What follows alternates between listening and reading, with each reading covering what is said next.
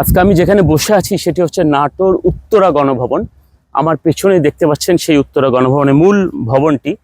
এবং এই ভবনে আজকে আমরা যে সময়টা আসছি ঠিক বিকেলবেলা, এবং এখানে আসার পরে আমাদের মনটা খুব ভালো হয়ে গেলো। আমার ক্যামেরার পিছনে আছে আমার বন্ধু রওশন, বরাবরের মতোই।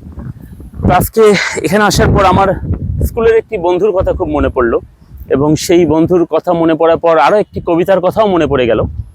তো এখানে বসে থেকে সেই কবিতাটা পড়তে ইচ্ছা হচ্ছে, এবং আমাকে নিজেকে মনে হচ্ছে আমি রাজবাড়ির একজন কেউ।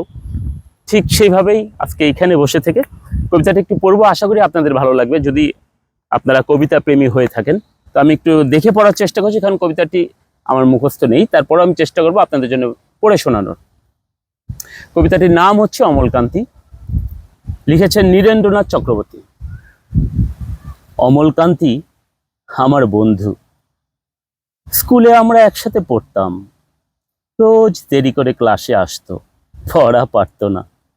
শব্দরূপ জিজ্ঞেস করলে এমন অবাক হয়ে জানালার দিকে তাকিয়ে থাকতো যে দেখে ভারী কষ্ট হতো আমাদের।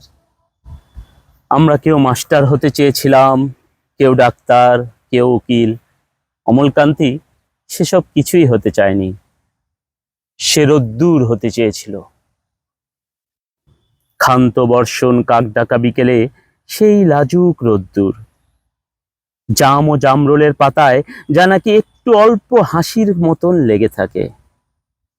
আমরা কেউ মাস্টার হয়েছি, কেউ ডাক্তার, কেউ উকিল। অমলকান্তি রোদ্দুর হতে পারেনি। সে এখন অন্ধকার একটি ছাপাখানায় কাজ করে। মাঝে মাঝে আমার সঙ্গে দেখা করতে আসে, চা খায়, এটা ওটা গল্প করে, তারপর বলে উঠি তাহলে। আমি ওকে দরজা পর্যন্ত এগিয়ে দিয়ে আসি। আমাদের মধ্যে যে এখন মাস্টারি করে, অনায়াসে সে ডাক্তার হতে পারত। যে ডাক্তার হতে চেয়েছিল, উকিল হলে তার এমন কিছু ক্ষতি হতো না।